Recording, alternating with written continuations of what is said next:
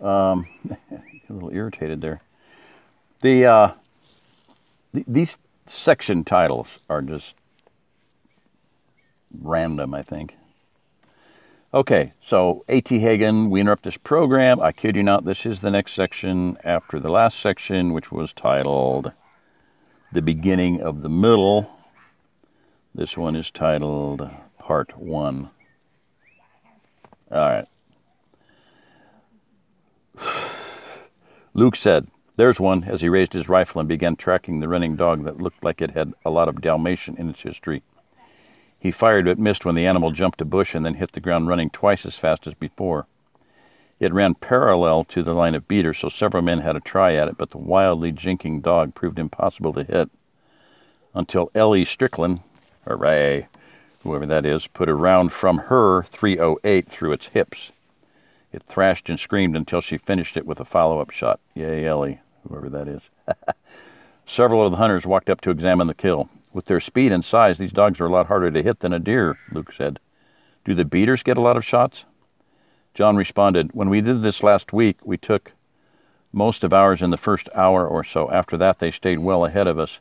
But we could hear the men in the pocket start to get busy, most especially in the last hour or so, when we began to close the trap. One of the men was dressed in BDUs with a gold lieutenant's bar and Eastern Recovery Command patches. He said, I had a Dalmatian when I was a kid. Seems a shame to just shoot it, but what else can you do? There's probably hundreds of thousands of dogs across the state turning from pets to predators now. Lieutenant Andrew Wilkinson was a recent West Point graduate home on leave before shipping out to Korea, who found himself among the sea of humanity fleeing the Florida East Coast ahead of the advancing tsunamis, and was now a part of the Eastern Recovery Command. This morning, he was acting as an observer to learn the technique that John and the others were perfecting for thinning out the numbers of predatory dogs that preyed on the local livestock. Yes, it is, said John. One of the first dogs we killed was a really pretty black Labrador that my dad shot. Under other circumstances, I'd have been happy to have the dog, but I've got 3 of my own, and before things get better, we may end up having to shoot 1 or more of them. Just another consequence of a rock falling from the sky, but it's the dogs that have to pay for it. The men and women went back to their positions and once again began to advance.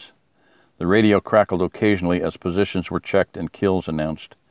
This hunt had drawn 42 individuals, both from within John's sector, several from neighboring sectors, and the 2 Recovery Command observers, Lieutenant Wilkinson with the beaters and Sergeant Mark Shiloh with the men in the pocket.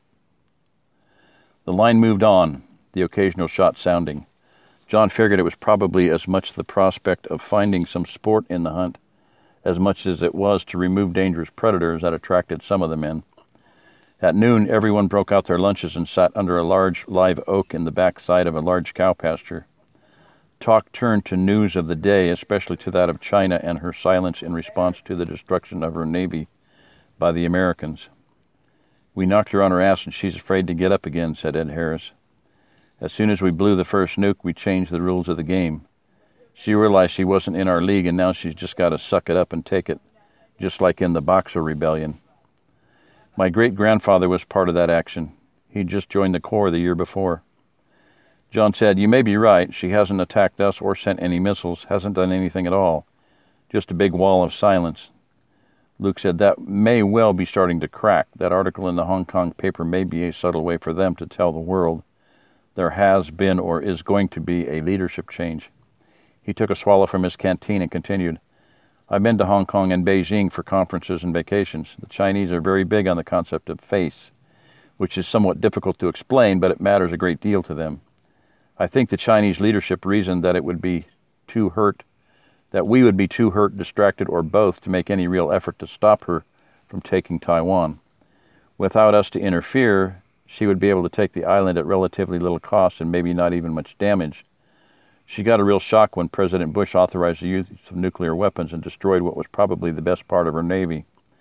If we'd left it at that, she might have launched a counterattack, but then the president openly committed the U.S. strategic forces and aimed them directly at her. We may never know exactly what happened behind the scenes, but I think China took one look at the board and decided she couldn't win. She hasn't capitulated, but has simply withdrawn within herself as she has done in the past, beaten and humiliated, but still intact. The lieutenant asked, "Do you think this is going to cause a leadership change at the top levels?" That seems to be what the article was implying. "Yes, I think it is going to cause a change," Luke continued. "As I said, face matters a great deal to the Chinese, and the destruction of their navy and being stared down in a nuclear confrontation in front of the whole world has intensely humiliated her and cost her a great deal of face. Now someone must expiate her losses, so there is a power struggle going on behind the scenes. That little news article deep inside a Hong Kong paper is the way such things are sometimes hinted at. There's almost certainly a great deal more happening right now that we haven't heard about yet."